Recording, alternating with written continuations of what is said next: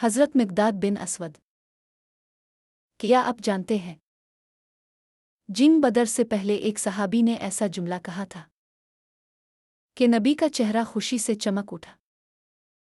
ये थे अल-मिक़दाद इब्न उम्रो। जंग बदर से पहले मुसलमानों की तादाद बहुत कम थी। दुश्मन ताकतवर था और हालात मुश्किल नज़र आ रहे थे। तब मुहम्मद ने सहाबा से मशवरा फरमाया। हज़रत मिक़दाद फ़ौरन खड़े हुए और बोले, आ रसूल अल्लाह, हम वो बात नहीं कहेंगे जो बनी इसराइल ने अपने नबी से कही थी। हम आपके दाएं बाएं, आगे और पीछे हर तरफ से लड़ेंगे। ये सुनकर नबी बहुत खुश हुए।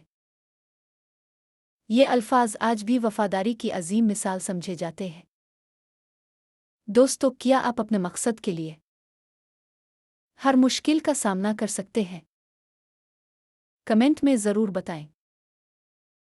अगर आपको वीडियो पसंद आई है तो बरा करम लाइक शेयर कमेंट फॉलो करें और तारीख़ विद अहमद यूट्यूब चैनल को सब्सक्राइब करें और घंटी को दबाएं।